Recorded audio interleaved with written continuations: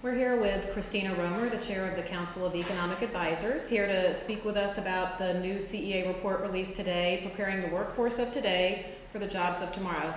Christy, would you like to give us an overview of the paper? Sure. What it is, the Council of Economic Advisors has done a study, exactly what it sounds like, thinking about what the jobs of tomorrow are likely to be like and what skills workers are going to need for those jobs. And what could we do to make our post-secondary education, our training program, all those things work better for American workers. So we've got some, I think, very interesting findings. First, in thinking about the jobs of the future, we are not trying to project way far into the future. We're thinking, what are the jobs going to be 5 to 10 years from now? Not surprisingly, they're not all that different from today, but we do see some important changes. We expect, for example, the health and education field to be growing over time. We absolutely expect construction, which of course has been so badly hurt in the current recession. We expect to see that growing over time. On manufacturing, we expect that's an industry where obviously employment has been dropping now for several decades. What we expect is that will probably continue, but at a much slower rate. And that there'll be parts of manufacturing like pharmaceuticals, like aeronautics, where we actually expect to see genuine growth in jobs. So that's an important sort of picture of how the economy is likely to evolve. We talk about what kind of occupations they're likely to be. Again, they're likely to be, some of the fastest growing sectors will be, the kinds of occupations will be in the health field, for example, everything from practitioners right down to home health aides, physical therapists, health IT. So we have a whole range of new occupations that will be growing or strengthening. We expect the so-called green jobs, sort of jobs in the environmental field, alternative energy, cleaning up pollution, weatherizing building, increasing efficiency. We expect to see those growing rapidly over time.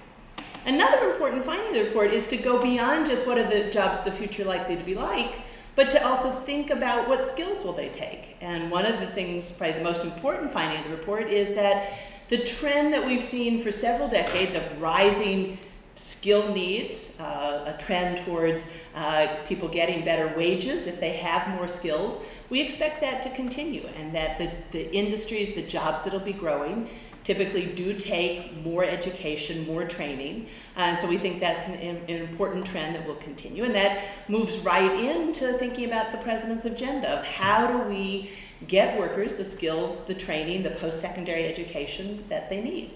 And so thinking about what's worked and very much thinking about what can we do better. And this so much fits in with what the president's already talked about in an op-ed that he released, and thinking about our community college system, because that is something where we absolutely know a very large number of Americans get their post-secondary education there, get a lot of their job training there. Well, what can we do to make that system work better? What are the investments the government could make that would make that system more responsive, helping to better train the workers for the jobs of tomorrow? I think the last thing I'd say is to kind of bring this back to the big picture, because of course President Obama has been very clear that he has sort of two goals for the economy. He absolutely is focused on the current economic crisis and has put into place a number of programs, of policies to try to get us through the crisis.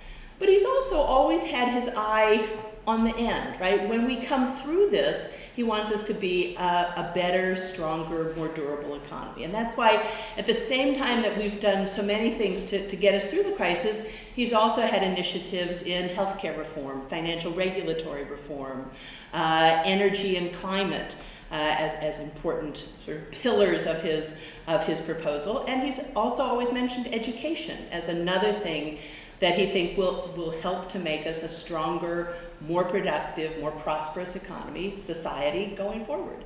And so this is really fitting very much into that agenda. I think of our report as kind of providing some of the research and the knowledge that's behind the policy process on what are some of the actions we're going to be taking on education. So that's an overview of what's in the report. I highly recommend that people click on it and read it, because it really has some very interesting and important results. Christy, we're getting a little bit of a call for you to move your microphone closer up. Sure. So, okay. We have one question from Allie, one of our online folks, who's asking about the need for professional jobs versus non-living wage jobs. How do you address that in the report? Well, that I think she's very much getting the same ideas that were in the report. Remember how I mentioned there's been a long-run trend towards higher skill needs in jobs, and we certainly know that workers with more skills earn higher wages. And so absolutely, if what we're thinking of is the jobs of the future are likely to require more education, often post-secondary education or particular vocational skills.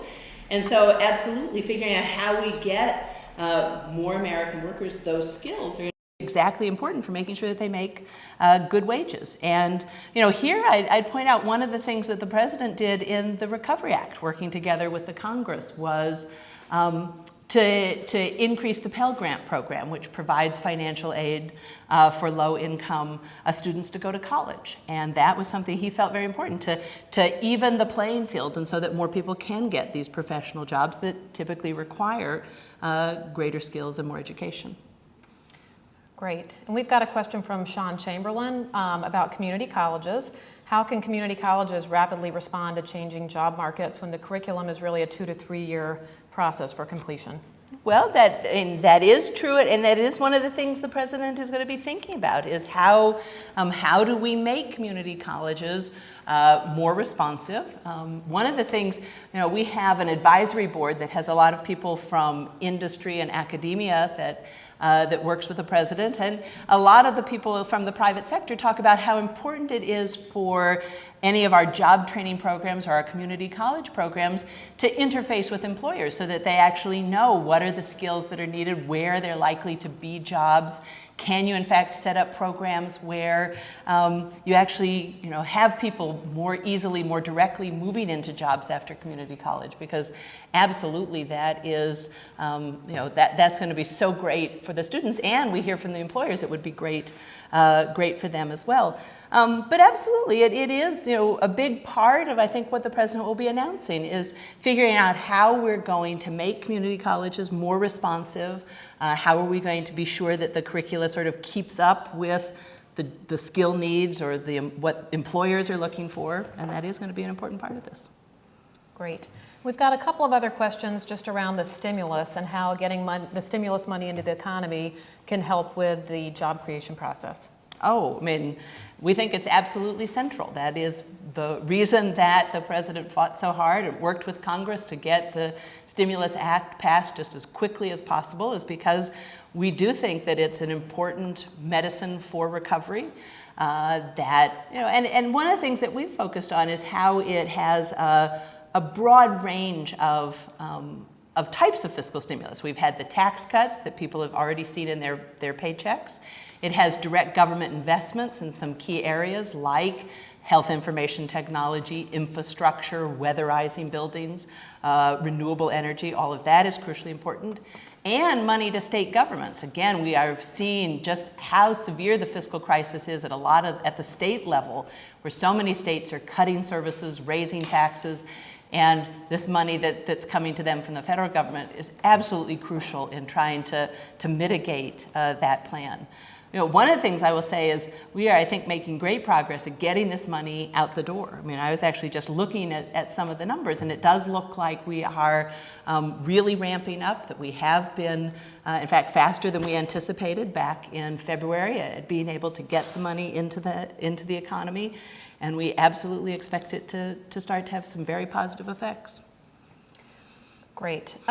We've got a few questions here just about green jobs. What exactly is a green job, and are there some specific stimulus dollars or grants that are being put into green jobs? I think the definitional issue is certainly a tough one, and it is one that we certainly in the government and in the statistical world have been trying to think about. Well, how do you measure it? How do you define it? And I will be the first to say that that's still a little bit up in the air. But of course, what we mean, I think what most people mean when they talk about a green job is a job either in renewable energy, in increasing energy efficiency like weatherization, pollution control, cleaning up polluted sites.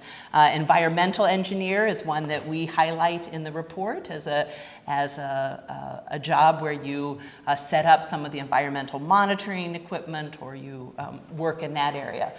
We do think that, that it's right now a fairly small part of the economy, but it is something we anticipate growing. Part of the reason it's going to grow is because of what we did in the Recovery Act. We did put a lot of money into things like weatherization. We did put money into alternative fuels. That's going to be certainly important. We put money into things like research and development. I think that's certainly coming up with better batteries for cars, all of that kind of thing is going to be important for eventually cutting back on our energy usage. So those are certainly crucial. I'd also point out that the work we're doing on the climate and energy bill that just made it through the House of Representatives and that is moving to the Senate, because that also will provide crucial incentives for firms to move into renewable energy, to the kinds of firms and jobs dealing with greater efficiency and weatherization. That's something that will be stimulated. And so, when we think going forward, one of the things that is going to be important is thinking about how the economy is going to develop. And I firmly believe an important source of investment and job creation is going to be in this sector that's really going to be created by a move towards more renewable forms of energy and better use of our energy resources. And Christy, we have a question about really the retraining of displaced workers or older workers. How does your plan address that situation? Well, it's obviously a crucial issue because we are in the middle of a terrible recession. And one of the things that certainly the Council of Economic Advisors, not so much in this report, but in other work that we have done, is to very much look at what happens to workers, especially workers in manufacturing who lose their jobs in a severe recession. And it really can have devastating consequences for a long period of time. And so thinking about how we can help those workers that have been displaced in this recession to come through it, and if need be, move into another sector, get the kind of training that they need. We've already done some things along that line. I mean, think about, for example, we were very careful in thinking about the unemployment insurance and making it clear to people that you could, while you were on unemployment insurance, go back and get the training that would help you to then move into another job. But certainly in our discussion, for example, of community colleges, one of the things that we talk about in the report is how to make our community college system work better for non-traditional students. Maybe some of these workers that have young children or are older workers. And, so one of the things that you might do is a greater use of technology so that you can do online classes at times that work better with your family or with your job search if you're unemployed. I think that's going to be important. I think also we talk a lot about reforming all of our community college, our training programs, so that they interface better with ultimate employment, so that you're not getting skills that then you won't be able to get a job afterwards, to make sure that you are, that we've aligned our curricula with the skills that employers really need and want. And I think that'll be something that would really help displaced workers. Great. And we also have a question on how we can get the business community more engaged in training. So it's not just getting the community college credential, but actually getting some on-the-job training. Oh, we think that's absolutely crucial. So, and again, I'd point out how as we in the administration have been thinking about our plans, we've been already talking to employers and people in the private sector because we do feel that's going to be really important. But the other thing that my colleague Cecilia Rouse, who's a member of the Council of Economic Advisors and played such a crucial role in this study, was talking about is how a good training program often includes basic skills, classroom learning, and that on-the-job training, and that those programs are often the ones that follow through to completion better, lead to employment better. And so she was certainly, I think, very convincing that that's an important way to strengthen the system and make it work better for Americans. We have a number of questions, Christy, just about funding for community college for folks who really just can't afford to go back for the training and what the administration might be proposing on that front. Well, that's, again, that is such a crucial issue for people. And, one of the things, obviously, that we did with the Recovery Act is to try to increase funding for people that didn't have the necessary funds. And so that was why the president had as a big priority expanding the Pell Grant program to make sure that low-income workers can get that training. Another thing that we did, again, it's more in the way of explaining what the existing policy had been, but again, this question of making it clear to financial aid officers that you can take into account not just last year's income, but if someone's lost their job, the fact that they have no income this year, that was always something that the financial aid program was supposed to be aware of, and to make that very clear, because we were so concerned about displaced workers and wanted to make sure that they had the funds to get back to school. Great, and we've got a few folks who would like you to speak about just how the government will pay for any of these programs and basically how we would repay any of this in the long term. Absolutely, and one of the things, of course, we do know that the budget deficit is very large. It was very large when we took office, and certainly the administration has had to take actions like the Recovery Act to try to get the economy going again. But the president is absolutely committed to cutting that budget deficit in half over his first term, and more generally believes very strongly that anything we do has to be paid for. And one of the things that we've done is actually to look for savings. So think about the student loan program, and what we discovered when we came in is that we could do it more efficiently. That for a long time we've been having a program where there was some direct government loans and then some loans working through the private sector that turned out to be more expensive. And so by moving just to the direct student loans, it is just exactly the same for the students getting the loans, but we find it costs the government a fair amount less.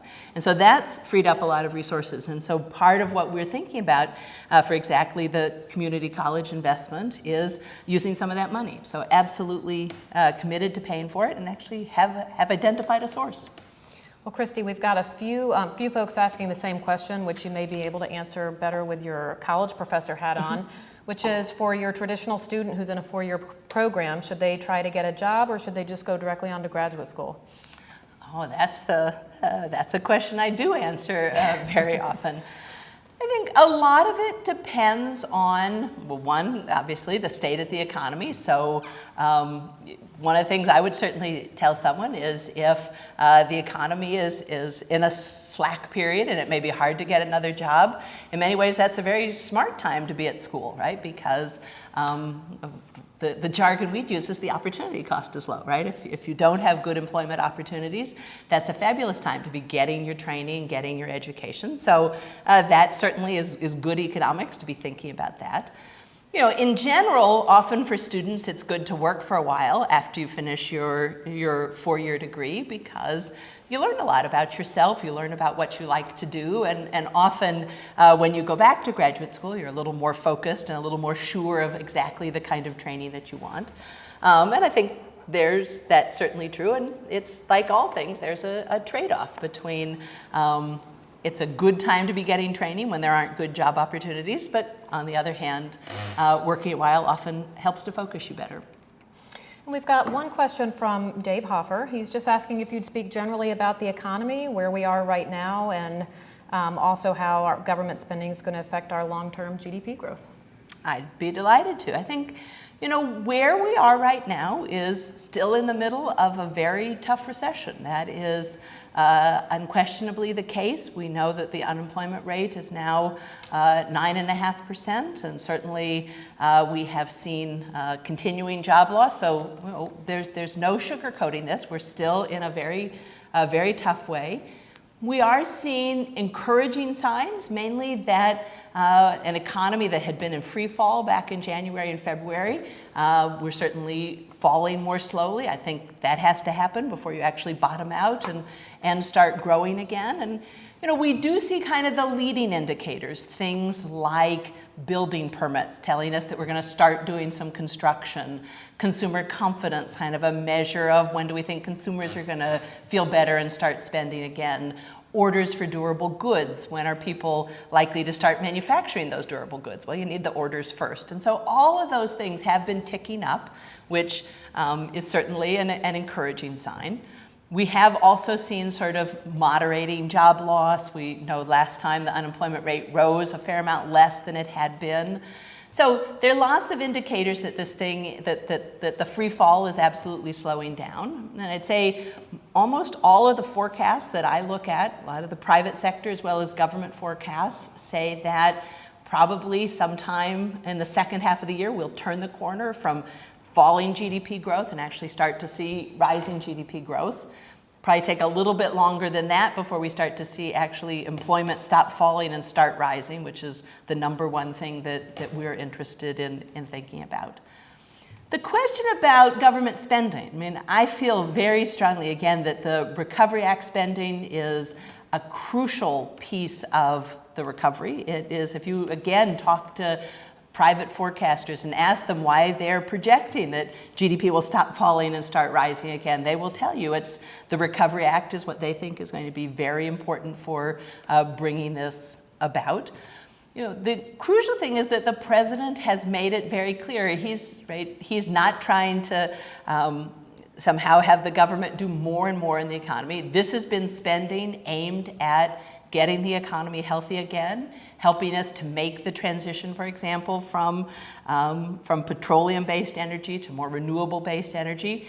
Basically, we were trying to do smart policy. If we want to be spending money to create jobs, spend it well and spend it on things that we would like to fix, our roads, our bridges, our dependence on foreign oil, all of those things, health information technology, and that is absolutely what we're trying to do. Well, we have quite a few questions. We have time for a couple more questions, but we have several folks asking about our international competitiveness and how we basically try to keep as many of these jobs at home as possible. Can you speak to that? Absolutely. I think that the main way that you keep jobs at home is you make sure that American workers are as productive as they can be, because that's what keeps costs down here. That's what keeps us competitive with other countries. And so it fits very much into the theme of our report, and what the president's trying to do is to make our economy as healthy, as productive, as fast-growing as possible. I will also point out that a lot of the jobs that we're talking about being created, things like environmental engineer or healthcare workers, those are jobs that are inherently hard to outsource and hard to ship overseas. And so part of just the way that we think the economy is going to develop is towards more of these service sector jobs that will tend to stay here. On the energy side, the stringing the wires for the smart electrical grid. That's something that you absolutely can't outsource because you need to be there to do it. So I think that will certainly be a kind of job that will stay here. But by and large, the number one thing is to get Americans the training, the education that they need to be the most productive workers they can be. And then our last question, can you just speak a little bit to the makeup of the stimulus package, why so much went to infrastructure versus other aspects such as the tax breaks, et cetera? Okay, well, I like to think of the way that the stimulus package was designed was to be diversified, right? There's always uncertainty about how any particular program is likely to work. And so the strategy that Congress and the administration followed was to have about a third of it be tax cuts, about a third of it be government investments, everything from infrastructure to health information technology to weatherization to things like that. And then about a third was aid to vulnerable people like the unemployed, so the extension of unemployment insurance, and aid to state government so that they didn't have to cut state services, lay off teachers, first responders, things like that. we thought it was just a very smart way to design it so that you were diversified, that if we didn't get as big an impact from one piece of the program, we hadn't put all our eggs in that one basket. And so we actually think that was a very wise way to be organizing this. And I think we're seeing some of the benefits, right? The state fiscal relief we think has turned out to be even more important than we ever dreamed. Just seeing what's happening to state budgets. They are telling us were it not for the state fiscal relief, things would be so much worse at the state level. So we do think that it had a good range. And then within the government investments, we tried to pick the places where the money was having the best payoff. So we know our infrastructure was in trouble. Spending money there made a lot of sense. We thought health information technology was something that would help to lower the growth rate of healthcare costs as we went forward. That seemed like a very smart investment. We put money into education. We thought that was absolutely a terrific investment. And again, as our report emphasizes, that is very important for American workers and for standards of living. Well, thank you, Christy. That's all we have time for today. And thank you to everyone who logged in and asked some important questions.